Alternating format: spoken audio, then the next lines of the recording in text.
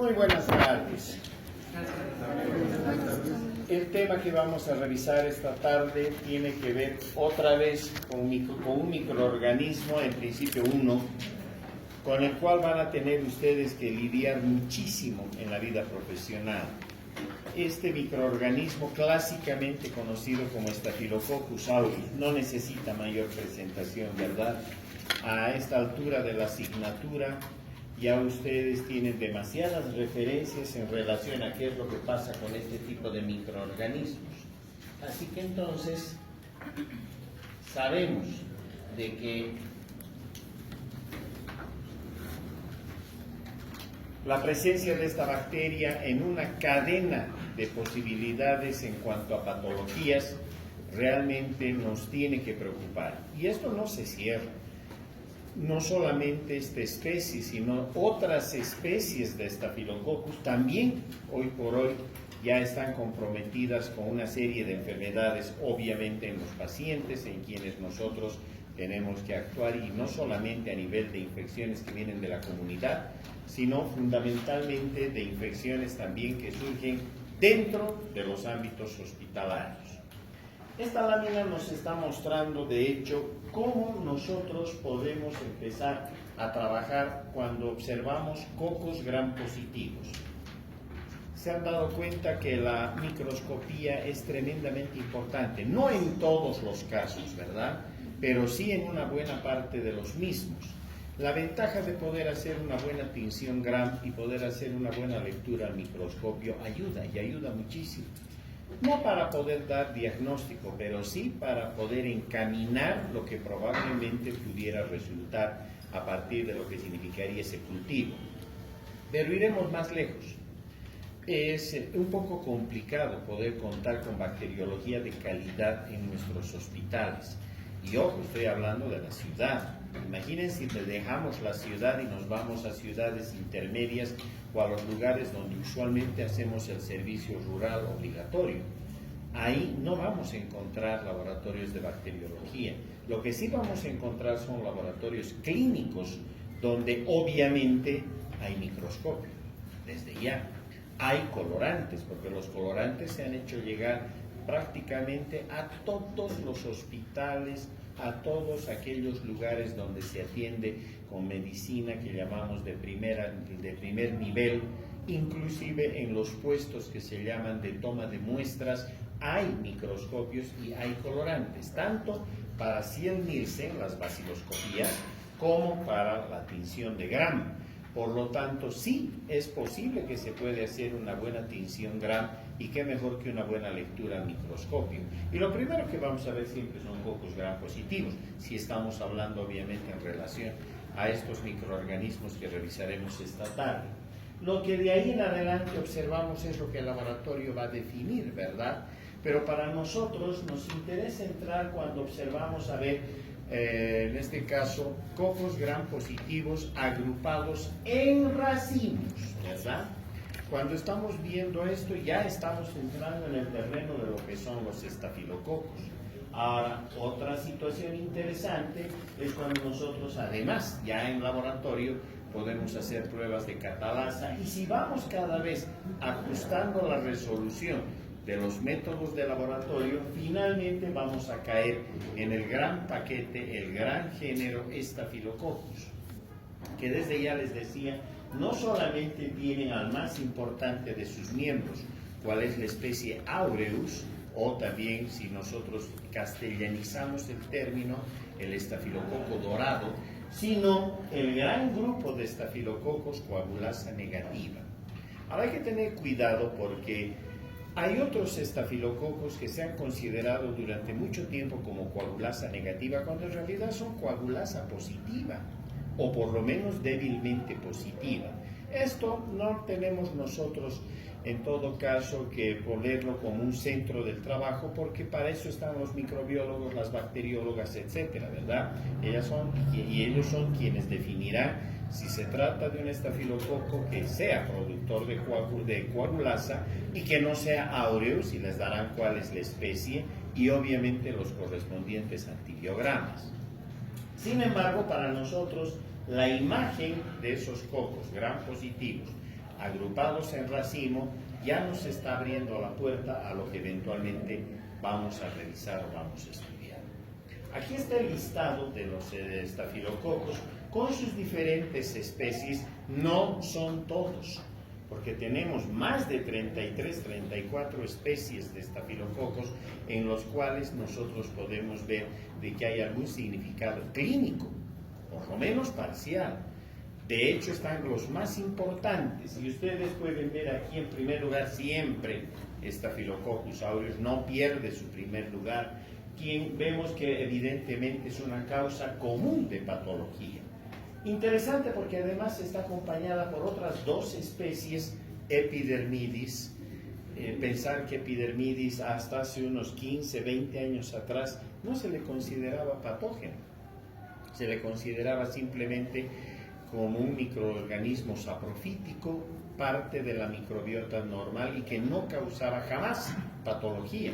Ahora sabemos que esto no es así. Staphylococcus epidermidis, claro que causa patología y no lo hace de manera rara, es causa común de enfermedades. Lo mismo que otra especie, estamos hablando de Saprophyticus, que también se convierte en causa común de patologías.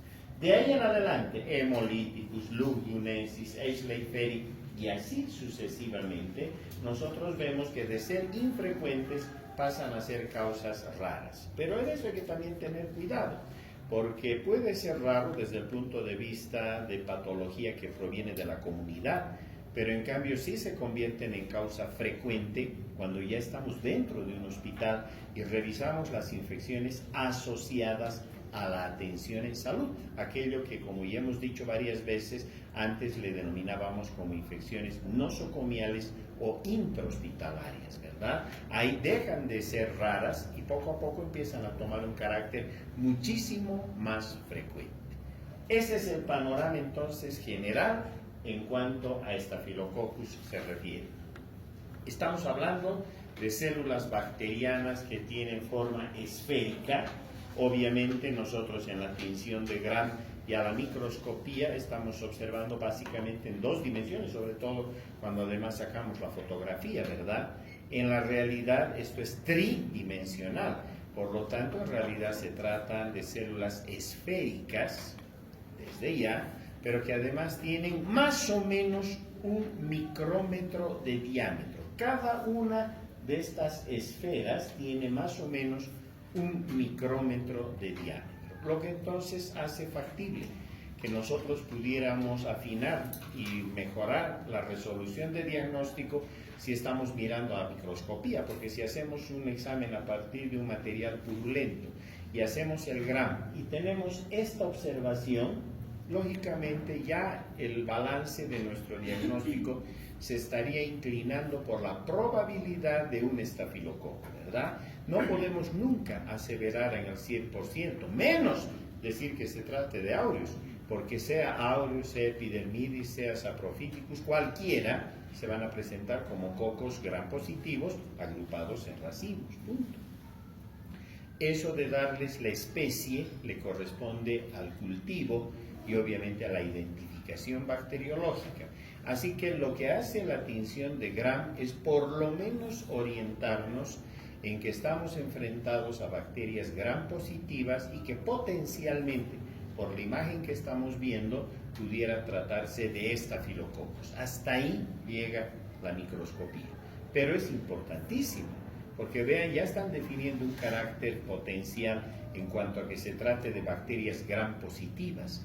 Y eso para el tratamiento es vital. Una cosa es tratar infecciones por bacterias Gram negativas y otra muy diferente por bacterias Gram positivas. Por lo tanto, incluso esto les ayuda, les orienta a la hora de definir un tratamiento empírico apoyados en la clínica en relación a lo que están viendo en el paciente, en la epidemiología, cuán frecuentes son esas infecciones ahí donde ustedes están y desde ya además apoyados en esta observación directa. Obviamente tienen más opciones de poder en todo caso establecer un buen tratamiento empírico hasta que llegue la confirmación del laboratorio. Y en este caso, ya les he dicho, hay muchos lugares todavía del país donde lamentablemente no se hace la parte del laboratorio de bacteriología. Por lo tanto, más aún cuando estamos en lugares que se alejan más y más de las ciudades intermedias, las opciones se reducen notablemente, pero vuelvo a repetir, una buena tinción gramo y una buena observación microscópica les da por lo menos la posibilidad de inclinar la balanza, en este caso, a pensar de que se trate de una infección por gram positivos o eventualmente por bacterias gram negativas, ¿de acuerdo? Por otro lado, son bacterias típicamente inmóviles, no tienen movimiento. Y una gran ventaja, esto sí que para nosotros es a favor, en todo caso, es el hecho de que no sean esporulados. Porque si estos microorganismos, además de todas las potencialidades que tienen, además fueran esporulados, imagínense el problema en el que estaríamos. Y nuestros pacientes, ¿verdad? Las bacterias esporuladas siempre tienen mayor posibilidad de poder responder de una manera más agresiva en cuanto a patología se refiere. Esta otra imagen también es interesante porque a partir del género Staphylococcus nosotros podemos ver los coagulasa negativa y los coagulasa positiva. Y si ustedes ven en los coagulasa negativa, acá tenemos aquellas especies que están relacionadas con patología en humanos. Y ustedes pueden ver que epidermidis, el gran paquete de epidermidis, claro que está relacionado con patología. De hecho, pacientes que pueden ingresar, y sabemos que cada vez tenemos más de estos pacientes, a los procedimientos de hemodiálisis. Generalmente son pacientes con diagnósticos de diabetes, ¿verdad? Este tipo de pacientes tienen la probabilidad de hacer infecciones al momento de las hemodiálisis, donde la causa número uno radica en los Staphylococcus epidermidis, o las infecciones asociadas también a los entornos intrahospitalarios, donde los reemplazos, en este caso, con prótesis desde el punto de vista quirúrgico, por ejemplo, prótesis de cadera, ahí hay que tener muchísimo cuidado porque la causa también número uno de infecciones en estos reemplazos quirúrgicos radica en Staphylococcus epidermidis. Y ni qué decir en cuadros bacterémicos donde también están. De hecho, hemolíticus, capitis, etcétera, también están presentes en la posibilidad de asociarse con patología en humanos. El otro gran paquete dentro de los coagulasa negativos es el hecho de hablar de Staphylococcus saprophyticus. Staphylococcus saprophyticus está ligado a infecciones de tracto urinario, generalmente en mujeres jóvenes, mujeres que además han iniciado ya su vida sexual activa. Es la clásica presencia de una bacteria cuando ha habido relaciones sexuales, generalmente además después del matrimonio, después de las primeras relaciones sexuales, y pueden aparecer cuadritos de infección urinaria en las mujeres. Estos cuadros pueden tener como agente biológico al Staphylococcus saprophyticus, ¿de acuerdo? Así que esa es pregunta clásica de parcial, ¿cuál es el estafilococo que se asocia más a infecciones de tracto urinario? Sin duda alguna, la especie Saprophyticus. Y tenemos uno que está en la frontera, Lugdunensis, porque Lugdunensis puede a veces responder con cuadros desde el punto de vista laboratorial de coagulasa débilmente positiva. Pero lo más grave, este es un microorganismo que ahora sí está muy asociado a las infecciones llamadas intrahospitalarias. Es decir, hay que tener muchísimo cuidado con este microorganismo. Lo que es más interesante es que el Lugdunensis es muy parecido a Staphylococcus aureus. Por eso es que incluso en los antibiogramas, ya sea aureus o ya sean Lugdunensis, tienen un solo marco de lectura en cuanto a ver cómo van su comportamiento versus los antibióticos. No es como el resto de los estafilococos que tienen otros marcos de lectura. Me explico. Para saber si son meticilinos sensibles o meticilinos resistentes, utilizamos la prueba de la cefoxitina, disco de cefoxitina de 30 microgramos. Este disco de cefoxitina sirve tanto para el Staphylococcus aureus como desde ya para Lugdunensis. A los dos los leemos con ese disco de cefoxitina. En tanto que a las otras especies las leemos ya sea con cefoxitina o ya sea con el disco de oxacilina, que ustedes ya por su repaso de antibióticos ya saben que corresponde a una isoxazolil penicilina, ¿verdad? Ahí están oxacilina, cloxacilina, está nafcilina, es decir, aquellas penicilinas que son penicilinasa estables, resisten la acción de la betalactamasa de los estafilococos, ¿verdad? Y por lo tanto eso les permite ser utilizadas. En Bolivia utilizamos mucho este tipo de moléculas si se trata de cepas meticilinos sensibles, ¿de acuerdo? Y hay otras en las que solo se puede utilizar dentro de las especies los discos de oxacilina. Una vez más, lugdunensis y aureus se leen con el disco de cefoxitina. Y miren, entramos a los coagulasa positiva, en todo caso aquellos coagulasa variable, que aquí están, el pseudointermedius, el intermedius, el filicus, Staphylococcus aureus subespecie anaerobius, que son típicamente también coagulasa positiva o débilmente o parcialmente positiva. Y el que francamente es coagulasa positiva, que desde ya corresponde a la bacteria Staphylococcus aureus, también conocida como con la subespecie aureus o simplemente Staphylococcus aureus como tal, ¿de acuerdo? Así que si yo vuelvo la película para atrás y voy a definir el carácter en cuanto a las posibilidades de ser detectadas por las pruebas de coagulasa que son aquí fundamentales, tengo a la especie que es típicamente coagulasa positiva sin lugar a discusión, que es aureus. Los que parcialmente me pueden dar pruebas de coagulasa positiva, y aquí los tienen, sobre todo pseudointermedius, intermedius y higicus, que son los más frecuentes, diremos, en los aislados en patología humana, y de ahí uno que está en la frontera, que es lugdunensis, que a veces puede hacer confundir y puede dar pruebas de coagulasa también parcialmente positivas, ligeramente positivas, y a veces dan francamente negativas. Y de ahí para abajo, los coagulasa negativas, saprofíticos en infecciones de tracto urinario y epidermidis y el resto de las bacterias en el resto de las infecciones también. Generalmente estas se van a asociar más a las infecciones asociadas, relacionadas con la atención en salud. ¿De acuerdo? Ahora sí, ya nos resulta muchísimo más fácil, porque si yo veo ahora a estos estafilococos altamente patogénicos, tiene que haber un motivo, una razón para que sean altamente patogénicos. Por ejemplo, aureus, ¿verdad? Es muy difícil que aureus no provoque infecciones si las condiciones no están dadas, o más bien si se le han dado las condiciones. En la piel no causan absolutamente nada. Todos tenemos Staphylococcus aureus en diferentes regiones de la piel, sobre todo en las manos, también en las fosas nasales, también están en el canal vaginal, también están en el canal uretral, pero no dan infecciones allí. Basta que se produzca la destrucción de uno de estos tejidos o de estas mucosas y muy rápidamente Staphylococcus aureus ahora sí puede empezar a provocar desde las infecciones clásicas, heridas infectadas, ¿verdad?, hasta problemas muchísimo más graves. Por ejemplo, por toxinas exfoliativas, el síndrome de la piel escaldada.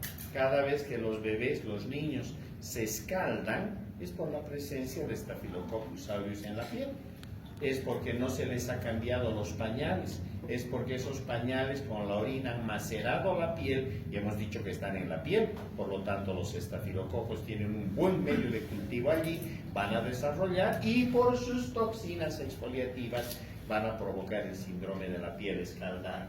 O las enterotoxinas están en nuestras manos, hemos dicho, por lo tanto si nosotros manipulamos alimentos, el caso de las famosas cremas chantilly o las salteñas recalentadas o las tucumanas, con esa variedad de salsas que a uno le ponen y que parecerían que son fantásticas, y sí son fantásticas, porque son cultivos puros de estafilococo dorado, y de hecho si están a temperatura ambiente, 14, 15, 16 grados hasta 20 grados, estas bacterias, Staphylococcus aureus, pueden empezar a fabricar estas enterotoxinas para provocar lo que son las famosas intoxicaciones alimentarias.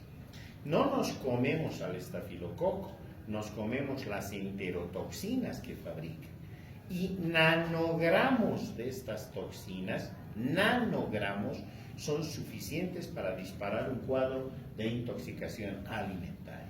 Clásica porque si a las 10 de la mañana hemos comido esa crema chantilly, está recontaminada con las manos de la persona que ha batido, donde se quedó estafilococo dorado, por temperatura, por la leche, por los componentes que allí tiene, la bacteria desarrolla, va a fabricar o expresar sus enterotoxinas, y de ahí en adelante cuando alguien consume esto, a las horas, 4, 5, 6, 8 horas más tarde, empieza el dolor abdominal, el cólico abdominal y la diarrea, ¿verdad? Una diarrea abundante, líquida, en cuanto a que tiene un carácter explosivo, porque lo que está haciendo el intestino delgado es intentar eliminar a esas enterotoxinas, porque además se ha puesto en marcha un mecanismo fisiopatológico como es la activación del sistema GMP cíclico, por el cual se va perdiendo agua y electrolitos. En estos casos, ¿vale la pena dar antibióticos? No, ¿verdad? Podemos provocar una barbaridad, más bien. Lo que tendríamos que dar es simplemente reponer líquidos y electrolitos, punto, ¿verdad? Una dieta blanca y blanda y reponer líquidos y electrolitos y pare de contar. Esos cuadros se van a autolimitar en la medida que se elimina la enterotoxina. Y si no, estamos reponiendo líquidos y electrolitos. En 24, 48, 72 horas todo vuelve a la normalidad, ¿de acuerdo? Así que esa es otra pregunta clásica de Parcial. ¿Le daríamos antibióticos a alguien que está con intoxicación alimentaria por estafilococcus aureus? La respuesta es un no rotundo, porque hemos dicho que es la enterotoxina la que está provocando el daño. El estafilococo por ahí ni siquiera lo hemos ingerido, ¿verdad? O por ahí si lo hemos ingerido va a llegar al estómago y va a pasar y no sucede absolutamente nada. Es la enterotoxina la que provoca todo este daño. Pero además, los estafilococos tienen la capacidad de expresar superantígenos, y estos superantígenos sobre todo están representados por el famoso TSST1. En otras palabras, una toxina que dispara un síndrome de shock tóxico, por eso se llama TSST. Estas toxinas son tan agresivas que una vez que pasan a la sangre se comportan como verdaderos superantígenos, por lo tanto despiertan una reacción, pero de aquellas tremendas en cuanto a respuesta inmunitaria, y desde ya además activan complemento, etc. Los cuadros pueden ser gravísimos, por eso es de que se le tiene tanto temor a esta posibilidad en cuanto a que se expresaran este tipo de toxinas. Pero además el estafilococo está fabricando su coagulasa, y eso es lo que estamos detectando en el laboratorio, ¿verdad? Si fabrica coagulasa, le está dando un carácter mucho más patogénico, porque automáticamente es el aureus, ¿sí o no? Y si es parcial, y hemos dicho, es el intermedius, el pseudointermedius, el higicus, que también están ligados a patología. Por lo tanto, esto les añade un plus dentro de las infecciones. Pero hay más, porque si el estafilococo ingresa en el tejido celular subcutáneo, va a quedar encarcelado porque él mismo fabrica la coagulasa, ¿cierto? Por lo tanto, el modelo clásico de infección por estafilococo dorado es el absceso. ¿Han inyectado ustedes un antibiótico o cualquier otro medicamento por vía intramuscular y no han hecho la antisepsia correspondiente o no la han practicado correctamente? Están arrastrando desde la piel del propio paciente estafilococos hacia el interior.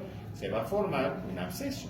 Y el absceso está dado por el propio estafilococo, que se va a encarcelar por la fabricación de la coagulasa, ¿verdad? Y ahí se va a formar en todo caso ese absceso con esas membranas abscesarias clásicas, donde lógicamente responde a lo que va como definición una colección localizada de material purulento, ¿de acuerdo? Así que eso aumenta las probabilidades, y ahí nos está mostrando que un modelo típico de lesión está dado precisamente por la coagulasa en relación a la formación de abscesos. Fabrican fibrinolicina, sí, como también hialuronidasas, pero no son tan poderosas, no son tan fuertes, no son como la de los estreptococos, que es así, son verdaderas maquinarias enzimáticas que pueden digerir el tejido celular subcutáneo y de esa manera poder diseminarse a partir de un foco de infección. Acá no, estos no se van a diseminar, se van a quedar atrapados en el absceso, salvo que manipulemos mal el absceso y los estafilococos puedan pasar al torrente circulatorio.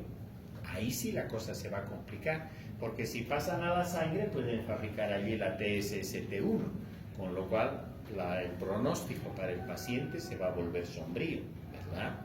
Así que hay que tener cuidado, o a veces las furunculosis, y por eso nos dicen no apriete los granitos, porque hay el peligro de que se destroce precisamente esa cárcel en la cual se ha quedado el estafilococo, coagulando el plasma. Además hay fibrina alrededor para que se forme el absceso, el microabsceso como tal, y si nosotros apretamos y ese material pasara al torrente circulatorio, seguramente por anatomía recordarán el triángulo de la muerte, ¿verdad? Eso lógicamente es porque el estafilococo puede pasar, puede llegar por esa ruta incluso al sistema nervioso central y poder determinar cuadros de meningitis agresivos, terribles, que las más de las veces no nos dan opción a hacer tratamiento. ¿De acuerdo? Perfecto.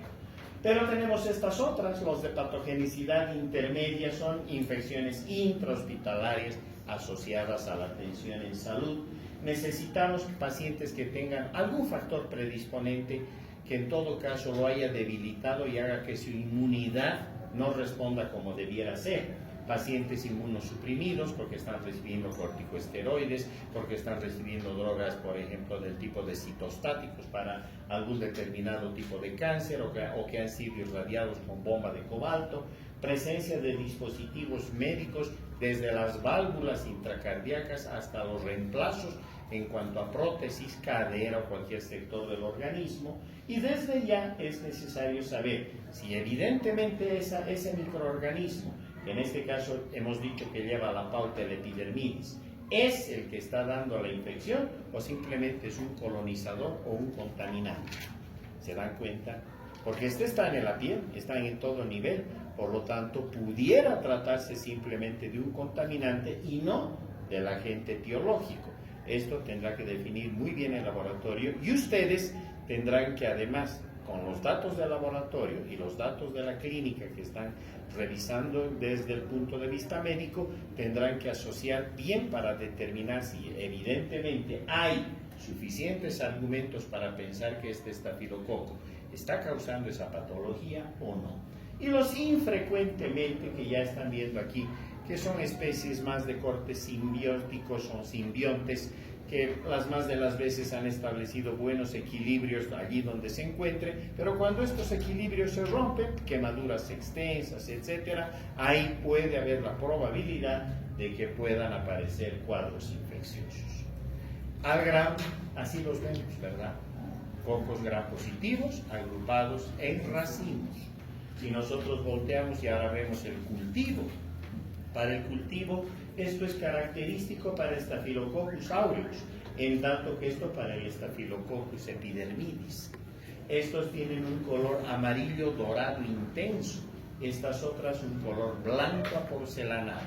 Característico, típico, esto desde ya, sobre todo en medios de cultivo del tipo de lagar sangre. Pero partimos por el enriquecimiento y para ello sembramos las muestras en caldos. Puede ser en caldo soya tripticasa, puede ser en caldo infusión cerebro-corazón. Esto le permite enriquecer la cantidad de microorganismos que, si es pequeña, ahora sí va a aumentar en número y de ahí nos pasamos al agar sangre y no hay mayor problema. ¿Listo? Por lo tanto, necesitan condiciones básicamente de aerobiosis. Son bacterias aeróbicas. En algún caso microaerofílicas, es decir, bajas tensiones de oxígeno, pero ideal si ustedes les dan buenas condiciones de oxigenación. Su temperatura ideal, 35 grados centígrados. En otras palabras, están actuando como mesofílicos, ¿verdad? Por otra parte, los pigmentos aparecen mejor a temperaturas que están no solo 20, desde 15, 17, 18 grados hasta 25 grados centígrados. Por otra parte, este dato es clave, resisten hasta 50 grados centígrados por 30 minutos. De manera que si levantamos la temperatura hasta 50 grados, todavía media hora estos microorganismos mantienen su viabilidad. Ahí el peligro, por ejemplo, de las comidas guardadas y recalentadas. ¿Listo? Y además pueden también resistir concentraciones elevadas de cloruro de sodio, hasta el 9%, y no les hace absolutamente nada. A un rápido golpe de vista ya en el laboratorio de microbiología o de bacteriología, aquí tienen las especies y aquí tenemos algunos antibióticos. ¿Qué es lo más importante de esto? La novobiosina. Porque Staphylococcus aureus, y miren, siempre hemos dicho pegado el Lugdunensis, Epidermidis y Hemolyticus usualmente no muestran resistencia a la novobiosina. Y eso para nosotros es buenísimo, porque me permite entonces tener una prueba de laboratorio extra para separar sobre todo a lo que correspondería Epidermidis del Saprophyticus. Porque si yo pongo al Epidermidis y al Saprophyticus juntos, me dan colonias del mismo color, blanco aporcelanado, algo grisáceas alguna vez. Les miro a la microscopía, las dos me muestran cocos gram positivos agrupados en racimos. Y entonces, ¿cómo defino? Además, les corro la coagulación y las dos me dan negativas. Entonces, ¿cómo puedo saber si la una es Epidermidis y la otra es Saprophyticus?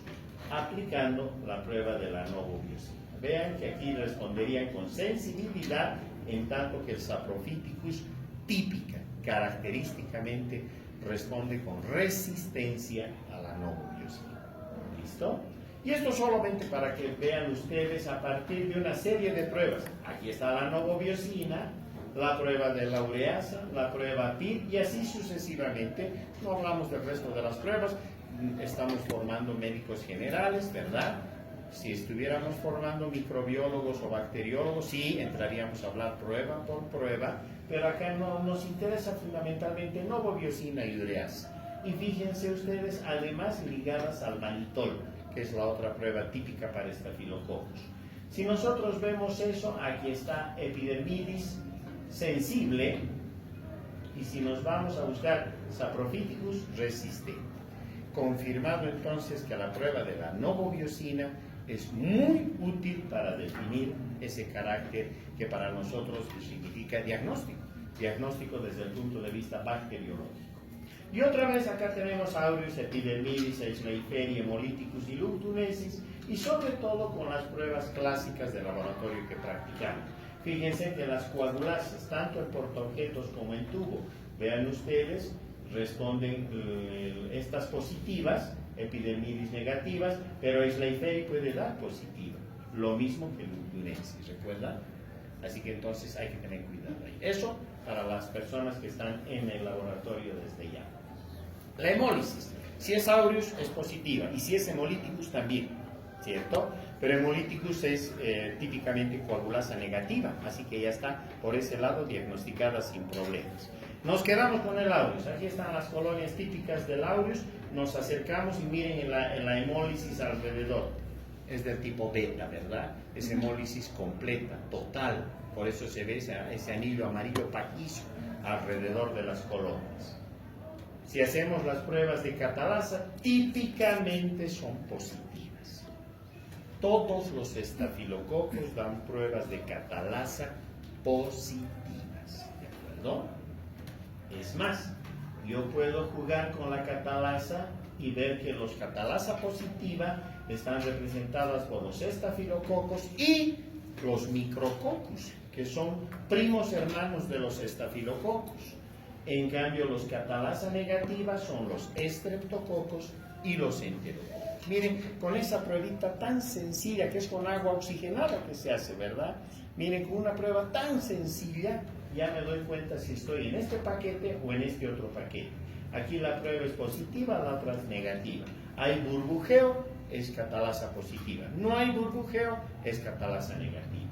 Y si quiero separar Staphylococcus de Micrococcus, tengo otras pruebas, la bacitracina y la furasolidona. Ahí me quedo porque vuelvo a repetir, ustedes deben tener una imagen general. ¿Listo? Esta es la prueba clásica de la coagulasa. Aquí la tienen en portaobjetos y aquí está en tubo de ensayo. La una está detectando la coagulasa libre y la otra la coagulasa ligada. La coagulasa libre es que uno prepara una suspensión con las colonias del estafilococo con plasma. Y usamos el plasma humano. Ese es plasma que sale de las pruebas de TPI, etc. del laboratorio clínico, ese plasma utilizamos. Lo ideal, según la bibliografía clásica, debería ser utilizar plasma de sangre de conejo, que además esté citratado u oxalatado. Bueno, eso muy difícilmente se va a conseguir. Trabajamos con plasma, en este caso humano, y no hay problema. ¿Listo? Ahora, no va a haber coagulación en portaobjetos. Lo que va a haber es aglutinación, fíjense. No es que se va a coagular en el porta, sino va a haber en todo caso, aglutinación. Vemos que se forman grumos y ya está. Esa es prueba de coagulasa positiva en porta. En cambio, miren en tubo cómo se forma el coágulo. A las 4 horas, 6 horas, mejor si la dejan hasta 18 horas. Y a las 18 horas miren cómo se forma el coágulo. O aquí. Es un coágulo, ¿ven? Está inclinado el tubo y vean ustedes el coágulo que se ha formado. Esa es una prueba de coagulasa positiva sin discusión. Y la otra prueba que hemos dicho que nos termina de certificar es el manitol. Aquí está. Esta es una prueba manitol negativa y una prueba manitol positiva. En otras palabras, es utilizar el azúcar manitol, ¿verdad? Si el estáfilo puede utilizar el azúcar, hace virar el indicador y aparece de color amarillo. Por lo tanto, manitol positiva, Staphylococcus aureus reconfirmado. ¿Listo? Veamos otra. La novobiosina. La novobiosina, que es colocar un disquito de novobiosina, aquí está, haciendo una siembra como para antibiograma, colocamos el disquito de novobiosina y a las 18-24 horas leemos el diámetro. Miren ustedes, sensible si su zona de inhibición es igual o mayor a 16 milímetros. Ha dado una zona de inhibición de 16, 17, 18, 20, 24 milímetros, sensible. Si es sensible, hemos dicho que es una epidermidis, ¿cierto? En cambio, resistente si las zonas son iguales o menores a 12 milímetros. Generalmente la zona es 8 en cuanto a diametraje. 8 o menos, a veces 6 milímetros. No hay halo de inhibición, ¿de acuerdo? En ese caso es resistente y esa es una típica especie Saprophyticus. Hemos dicho presente en infecciones del tracto urinario. Y finalmente a la prueba de la ureasa positiva, ureasa negativa. Esto solo para terminar de armar lo que llamamos el mosaico de identificación de Staphylococcus. Al final, el mensaje siempre ha de ser, tanto para nosotros, fundamentalmente para nosotros, como para todo el equipo de salud, es de que el lavado de manos, el aseo de manos, sigue siendo la ruta ideal para evitar las contaminaciones o infecciones por Staphylococcus aureus. Este es el gran problema que tenemos, no solo en Bolivia, en todo el mundo. Los que peor nos lavamos las manos somos los médicos. Los que menos nos lavamos las manos somos los médicos. Y aunque no me crean, aún dentro de los médicos que están atendiendo a pacientes críticos, terapia intensiva, infectólogos o cirujanos, son los que menos se lavan las manos cuando van de un paciente a un segundo paciente para revisarlo o para hacer el interrogatorio correspondiente. En otras palabras, hay que lavarse las manos continuamente. La mejor manera de mostrar respeto por un paciente es lavarnos las manos antes de proceder a revisarlo, antes de proceder a hacer la perfusión, la auscultación, etcétera, porque así estamos demostrando que tenemos respeto por ese paciente.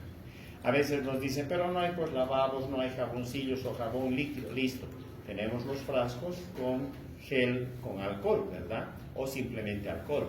Nos echamos en las manos y que vea el paciente que estamos actuando de esta manera y que en otras palabras le estamos mostrando respeto.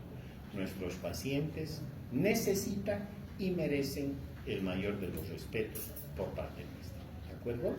Eso es todo. Muchas gracias. Préndame la luz, por favor.